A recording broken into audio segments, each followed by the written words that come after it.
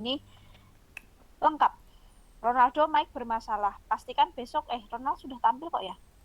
Saya mau bilang kalau pas tampil mic-nya harus benar. Oke, terima kasih. Sudah siap teman-teman kelompok 8 dan 10?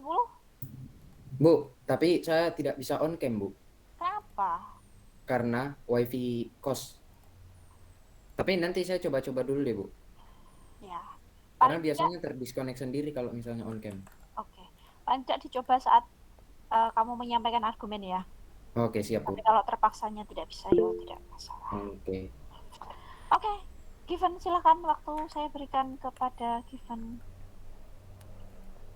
Selamat siang teman-teman dan ibu guru saya tercinta. Saat ini kita akan memulai debat mosi yang kelima dengan mosi yang berjudul Dewan ini mendukung hukuman mati bagi terpidana korupsi. Kita dapat dimulai dari tim pro terlebih dahulu untuk menyampaikan pendapatnya. Silakan. Oke, saya mulai. Bentar. Oke, 1, 2, dan 3. Oke, selamat pagi, saudara-saudara sekalian, teman-teman yang saya cintai di sini. Saya akan mulai debat saya dari argumen yang pembicara pertama. Kami dari tim pro. Kami dari tim pro saya yang akan membuka topik kita pada dengan mosi Dewan setuju dengan hukuman mati bagi koruptor. Oke, yang pertama, apa itu koruptor? Berdasarkan sumber yang diambil, menurut cnnindonesia.com, koruptor adalah orang yang melakukan tindakan korupsi, dan korupsi yang dimaksud adalah melakukan perbuatan memperkaya diri di diri sendiri atau orang lain atau suatu korporasi yang dapat merugikan keuangan negara atau perekonomian negara. Dan berdasarkan sumber yang diambil menurut itjen.pu.go.id, korupsi adalah tindakan memperkaya diri atau mengutamakan kepentingan pribadi. Tindakan korupsi dapat merugikan banyak pihak, baik dari pihak masyarakat maupun negara.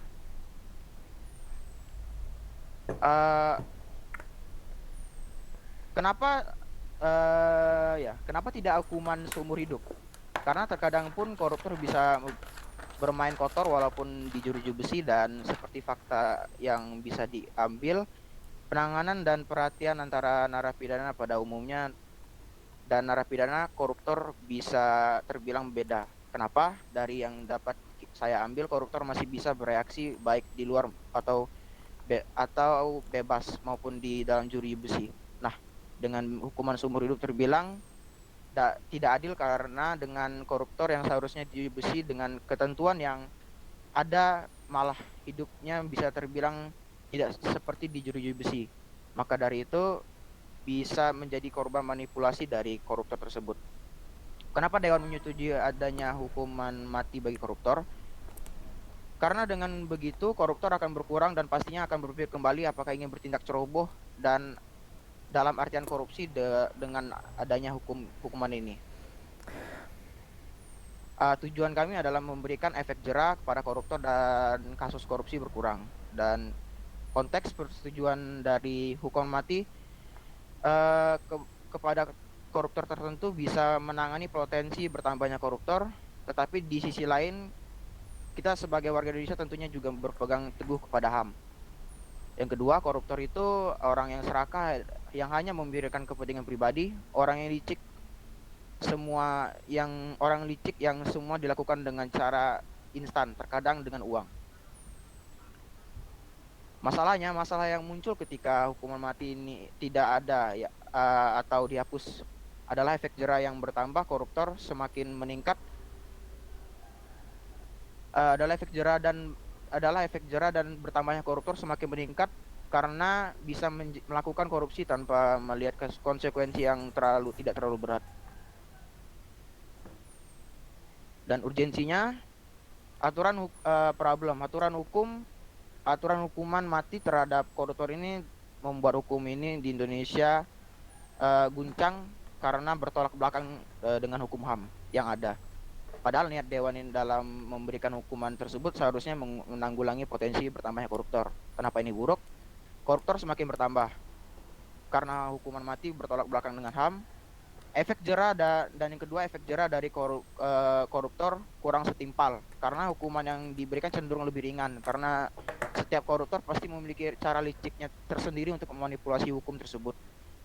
Sebab rata-rata koruptor sudah siap untuk menerima konsekuensinya karena hukuman yang cenderung lebih ringan. What? Kenapa ini gagal? Karena seperti yang kita ketahui sekarang saja kenyataan sekarang koruptor terus bertambah di Indonesia dan tidak ada kapok-kapoknya sama sekali. Terus berani membuat korupsi walaupun konsekuensi cenderung lebih ringan dan tidak hukuman mati. Tidak ada rasa penyesalan dan takut dalam bertindak hal yang sama. Dan benefitnya adalah mengurangi pengeluaran negara. Mengapa ini benar? Karena dengan melakukan hukuman mati kepada narapidana membuat pengeluaran negara semakin ekonomis sebab negara tidak akan mengeluarkan banyak biaya tambahan untuk merawat narapidana selama dalam sel penjara. Utang negara tidak bertambah dan tidak merugikan negara terhadap tanggung jawab dan utang yang Maaf, begitu waktu membebani sudah negara. habis.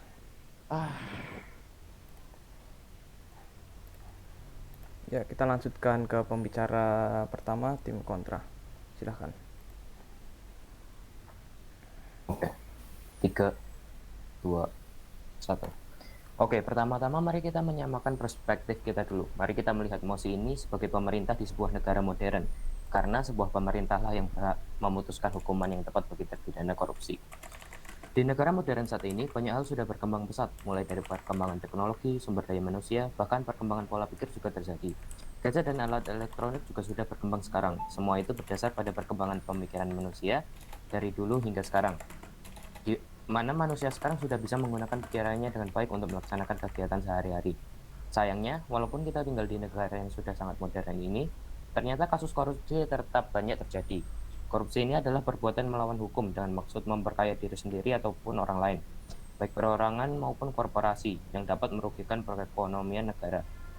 Di dunia saat ini masih banyak orang yang dengan keserakahannya sering melakukan korupsi, tanpa takut dengan hukuman yang akan menimpanya. Faktanya, yang terjadi keprihatinan saat ini adalah di mana orang yang melakukan korupsi ini hanya dipenjara beberapa tahun. Kemudian saat keluar dia masih memiliki banyak harta serta aset-aset lainnya, sehingga tidak ada bentuk pertanggungjawaban atau tidak lanjut dari kesalahan yang dia lakukan. Saya dan tim saya tidak setuju dengan adanya hukuman mati bagi terpidana korupsi, karena adanya pelanggaran HAM yang terjadi apabila terpidana korupsi ini dihukum mati. Selain itu, cara ini merupakan cara yang biadab serta bukan hukuman yang mendidik. Di negara modern saat ini, hak asasi manusia menjadi perhatian yang sangat penting bagi banyak orang di dunia. Hal itu disebabkan karena banyak orang pastinya ingin agar hak-haknya untuk hidup, beraktivitas, berpendapat, dan lain-lain dapat diberikan perlindungan di mata hukum yang aman dan terjamin.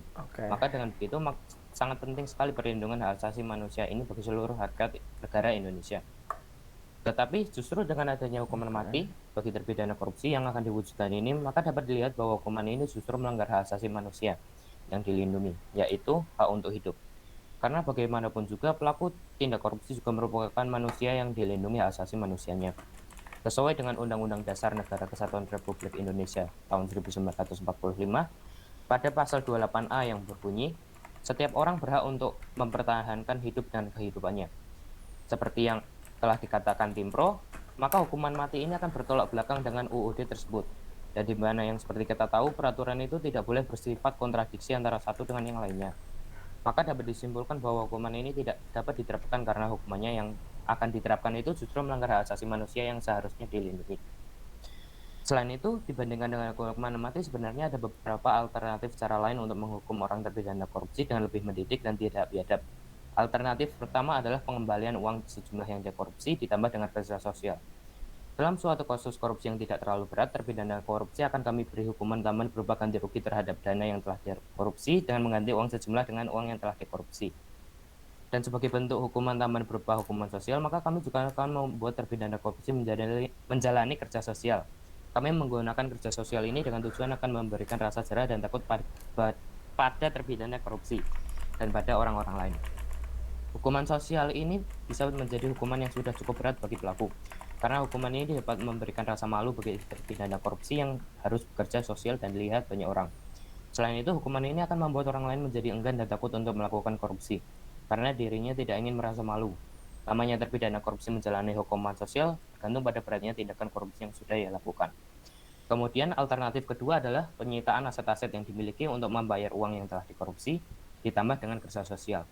Dalam kasus korupsi yang berat, terpidana korupsi akan kami beri hukuman berupa penyitaan aset-aset yang dimiliki, seperti tanah, bangunan, mobil, dan lain-lain.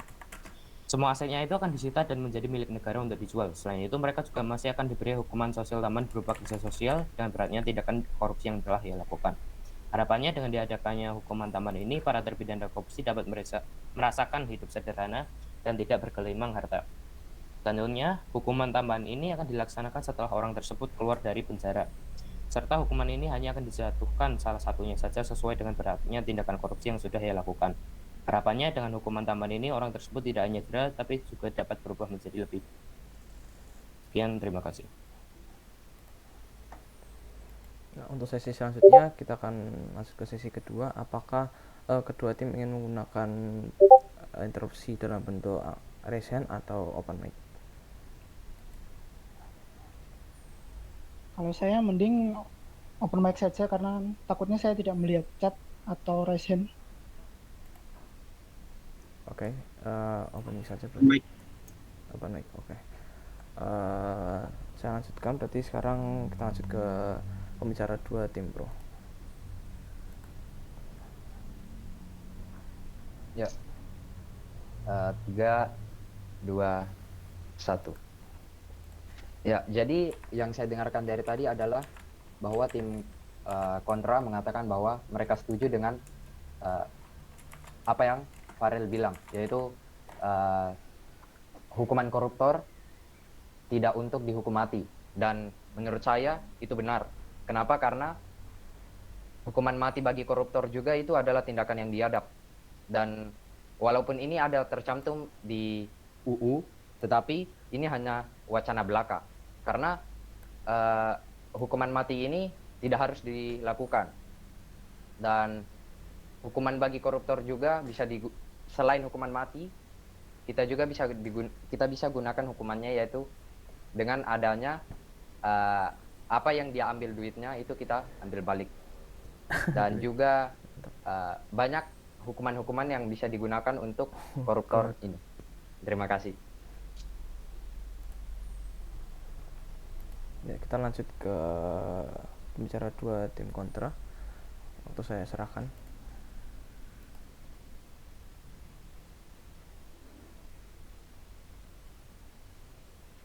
Tes, apakah suara saya terdengar dan jelas?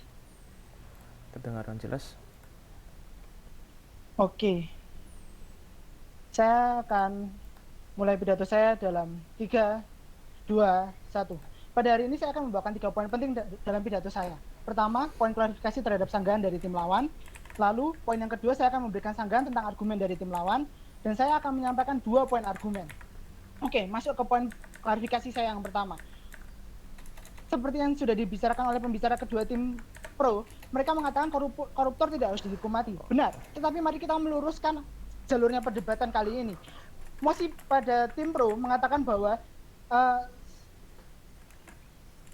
Dewan ini mendukung hukuman mati bagi terpidana korupsi. Artinya, bagaimana caranya Anda mendukung bahwa hukuman mati itu tidak masalah bagi terpidana korupsi? Bukannya Anda mengatakan hukuman mati itu tidak harus dilakukan? Memang tidak, faktanya. Lalu, poin klarifikasi saya yang kedua. Pada pembicara pertama tim pro mengatakan bahwa ada si Farhan membawa tentang HAM, di mana seharusnya itu bukan konteks yang dibahas oleh pembicara pertama. Lalu apa tindak lanjut dari pembahasan hak asasi manusia dari pembicara pertama tersebut? Lalu masuk ke poin saya yang kedua, yaitu sanggahan. Oke, masuk ke poin sanggahan saya yang pertama. Koruptor bisa bermain di dalam jeruji besi. Menurut saya, kalau dengan begitu bukannya harusnya pengawasannya yang ditingkatkan, bukan hukuman yang dijadikan hukuman mati. Selain itu juga, apabila tim lawan mengatakan seorang koruptor bisa bermain di dalam jeruji besi alias tidak adil, atau mungkin maksud mereka adalah bisa menyogok, Maka itu juga bisa terjadi pada kasus dari tim lawan, di mana tim lawan juga bisa saja menyogok untuk membayar hakim atau pengadilan agar dia tidak dijatuhi hukuman mati. Oleh karena itu, argumen dari tim lawan sudah berhasil kami bantahkan. Koruptor, lalu tim lawan juga mengatakan bahwa koruptor akan berkurang karena memberikan rasa jera dari hukuman mati tersebut. Hal itu akan saya bahas di argumen saya yang pertama. Lalu, dengan katanya, dengan hukuman di pihak kami yang lebih ringan, orang makin banyak korupsi. Enggak selama hukumannya tegas. Karena perlu disadari juga Dewan Juri sekalian, penjara pada dasarnya adalah tempat yang nggak enak. Pada dasarnya penjara itu adalah bukan tempat yang menyenangkan. Mereka tidur pun tidak ditemani oleh keluarga, orang-orang yang mereka cintai, mereka tidak bisa keluar dari sel mereka dengan sesuka hati. Penjara itu juga ada sistemnya, di mana ada kegiatan-kegiatan di sana yang berusaha membuat orang yang ditahan di penjara itu diharapkan dapat berubah menjadi orang yang lebih benar, lebih baik pada saat keluar dari penjara. Ada kegiatan-kegiatan moralitas yang mereka lakukan di dalam sana, sehingga itu menjadi salah satu jaminan di mana koruptor akan berubah sikapnya. Lalu perlu juga disadari ada 4 negara di saat ini, 4 negara besar yang menerapkan hukuman seperti yang kami canangkan, di mana ada Korea Selatan, Jepang, Jerman, dan Amerika Serikat, di mana 4 negara tersebut adalah negara maju dan negara besar di dunia ini, di mana Korea Selatan hanya menerapkan hukuman sosial saja, Jepang hanya menerapkan 7 tahun penjara maksimal, dan Jerman hukuman maksimal 5 tahun penjara dan mengembalikan semua uang korupsi, dan Amerika Serikat juga hanya memberikan rata-rata hukuman 5 tahun penjara dengan denda 2 juta dolar Amerika Serikat. Oleh karena itu perlu kita pelajari bahwa hukuman mati itu tidak terlalu penting untuk membuat kasus korupsi ini berkurang. Lalu masuk ke respon saya yang selanjutnya. Anda bilang tidak perlu negara dengan dihukum mati, jadi tidak perlu mengeluarkan biaya tambahan, utang negara tidak bertambah. Bagaimana bisa utang negara ini tidak bertambah dengan koruptor ini dihukum mati? Bagaimana? Tolong dijelaskan kalau memang bisa. Lalu, tidak perlu mengeluarkan biaya tambahan. Bukankah biaya untuk seseorang terpidana yang berada di dalam penjara itu sudah ada dalam dana APBN tersendiri, sehingga itu tidak membuang-buang dana negara? Itu memang sudah ada, didanakan di APBN. Oke, masuk ke argumen saya yang pertama yang ingin membuktikan bahwa hukuman mati bagi terpidana korupsi ini bukanlah hukuman yang mendidik. Seperti yang kita tahu, seringkali kata hukuman dijadikan alasan untuk seseorang mengatakan hukuman itu suatu bentuk pertanggungjawaban dari orang yang telah melakukan kesalahan. Hukuman itu diberikan supaya orang takut dan tidak mau melakukan hal itu kembali. Tetapi sebenarnya Dewan Juri sekalian, ada hal yang harus disadari, bahwa sebenarnya hukuman tidak sekedar untuk itu saja. Hukuman itu harusnya berfungsi untuk membuat orang yang bersalah jadi benar-benar sadar dan bertobat untuk tidak melakukan hal itu kembali. Di sinilah pentingnya hukuman itu mendidik. Tidak hanya menyalahkan dan membuat takut saja. Seperti anak kecil yang berbuat salah, orang tuanya tidak hanya memarahinya dan menegurnya, bukan tidak terima kasih, tapi juga memberitahu bagaimana seharusnya. Waktunya habis, Mas, bukan interupsi. Waktunya habis. Maaf. Sorry. Thank you. Mari, selanjutnya kita lanjutkan ke pembicara ketiga tim pro untuk menyampaikan argumennya. Waktu saya persilakan.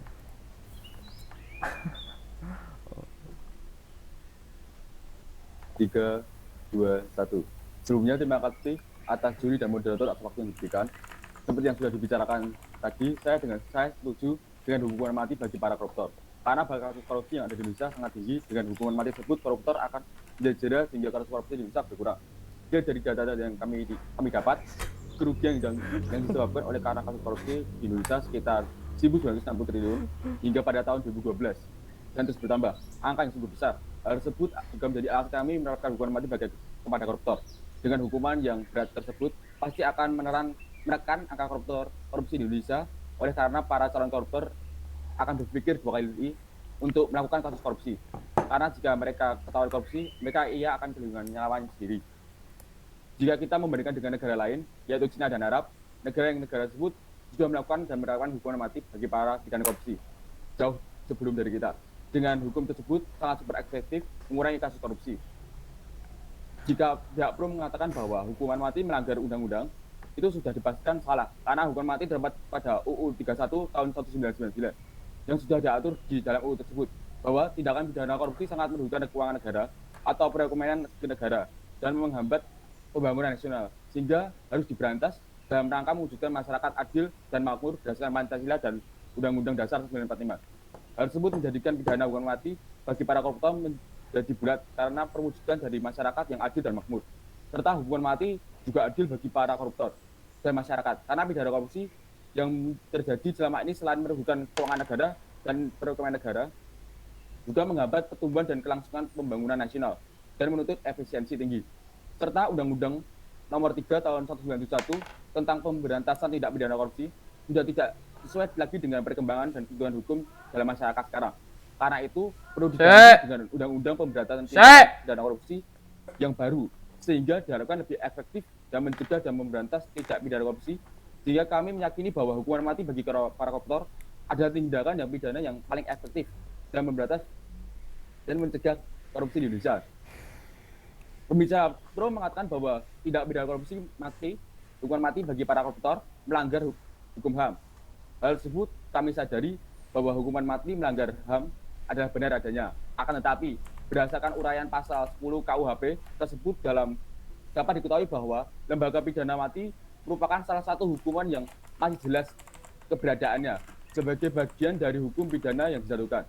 Bahkan Mahkamah Konstitusi sendiri mengatakan hal tersebut. Hal tersebut menjadi dasar kami untuk tetap menerapkan hukuman mati bagi para koruptor. Jika kita menerapkan hukuman mati bagi para koruptor dan mengubah hukuman tersebut dengan hukuman kurungan penjara, maka para koruptor kebanyakan tidak jera serta meramaikan hukuman tersebut. Bahkan ada yang mengulanginya lagi dan menganggap hukuman kurungan penjara atau yang biasa disebut penggamblengan uang, penyitaan aset, kerja sosial, bahkan itu diremehkan. Jika kita mengubah hukum mati menjadi hukuman kurungan penjara, maka pemerintah akan boros. Karena pemerintah harus merawat dan memberi makan bagi para pidana tersebut dalam waktu yang cukup lama. Dan sudah pasti mengeluarkan uang banyak untuk perawatan para pidana korupsi. Alasan lain, kami tidak setuju dengan hukuman kurungan penjara dan memilih hukuman mati adalah para koruptor karena kenyataannya di dalam sel banyak sekali oknum yang bermain kotor dan memanipulasi. Banyak sekali para koruptor yang memiliki sel-sel mewah yang memiliki fasilitas komplit banyak apartemen. Yang mereka tidak merasa bahwa saat itu mereka sedang dihukum. Seperti pada narapidana koruptor SN yang diwawancari, dari raut mukanya tampak tidak ada penyesalan, bahkan tanpa ceria, bahkan seperti tak berdosa. Dengan ini, hukuman mati bagi para koruptor jadi pilihan yang tepat karena para pidana korupsi tidak akan bisa bermain kotor di dalam sel ataupun memanipulasi hukum tersebut. Karena hukuman mati bersifat mutlak, hal tersebut membuat kami yakin 100% dengan emosi yang kami bawakan, yaitu Dewan setuju dengan hukum mati bagi para koruptor. Sekian dari saya, terima kasih. Kita lanjutkan lagi ke pembicara ketiga, tim kontra. Waktu saya silahkan.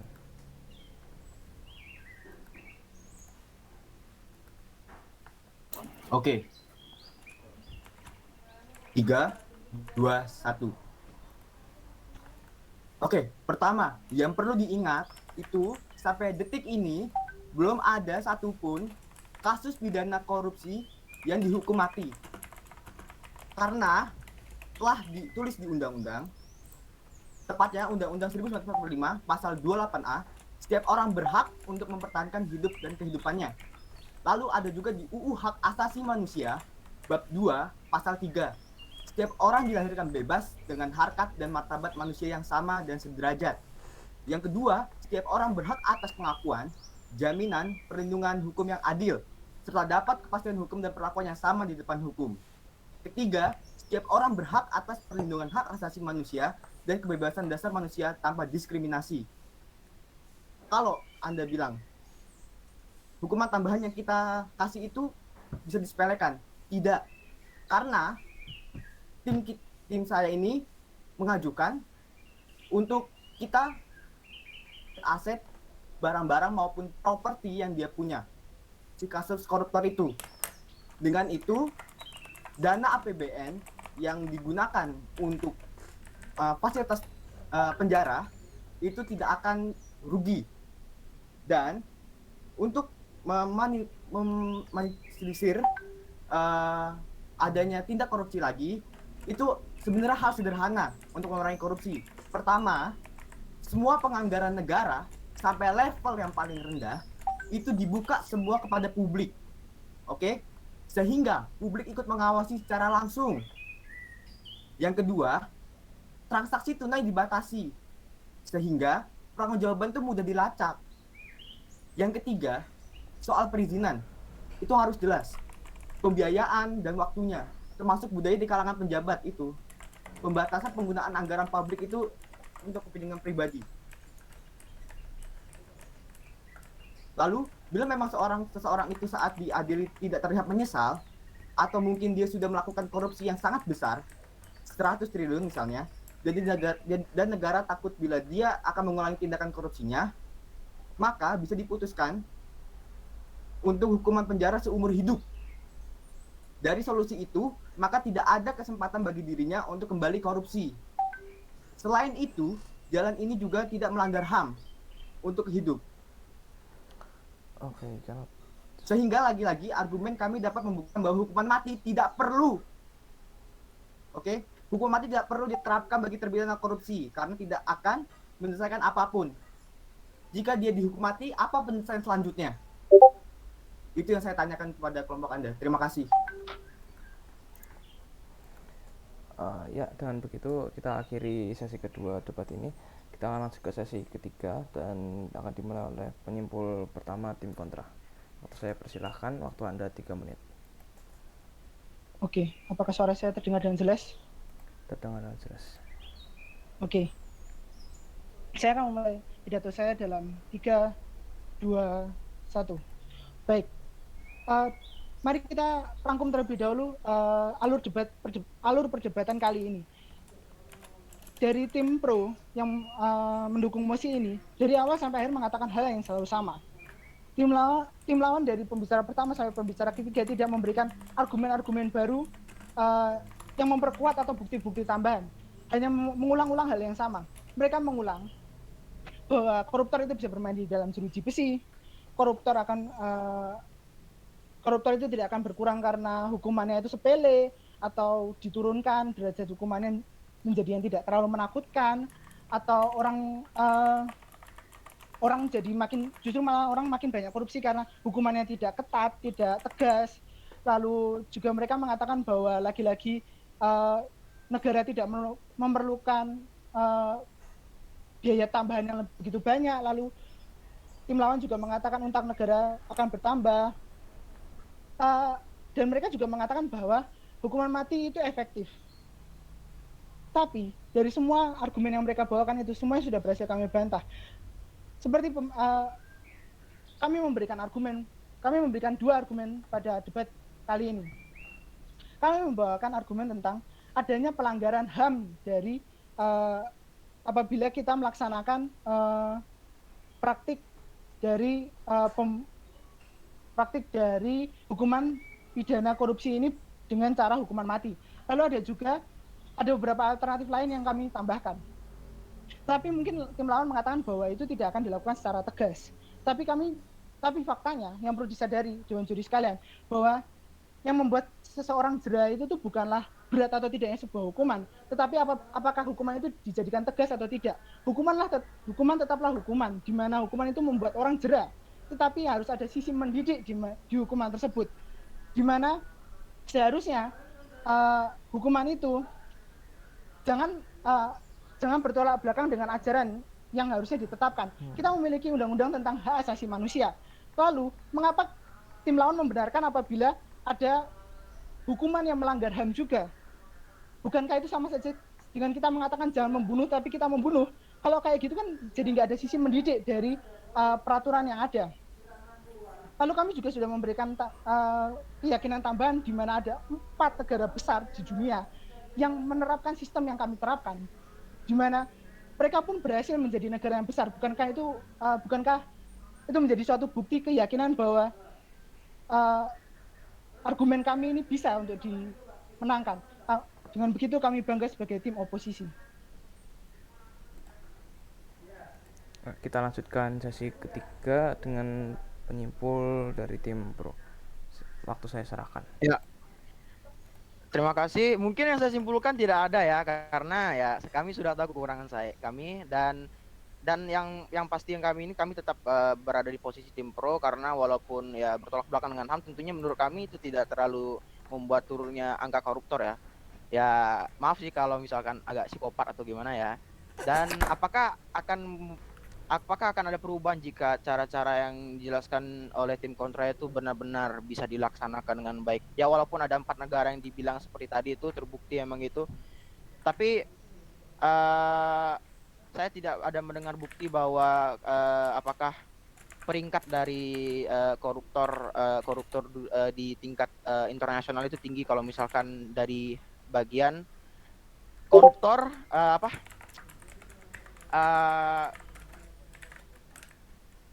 cara-cara yang dijelaskan oleh tim kontra yang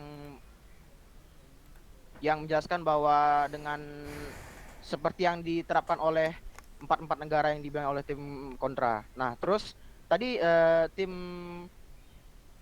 pembicara tim kontra juga mengatakan bahwa hukuman itu bisa dilakukan dengan hukuman mati atau hukuman seumur hidup. Nah, apakah hukuman seumur hidup itu yang dipertimbangkan tim kontra itu dapat memiliki efek jera dengan yang sama dengan hukuman mati yang diberikan?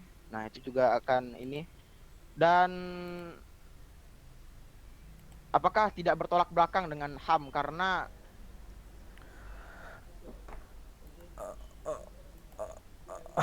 ya udahlah. Oke.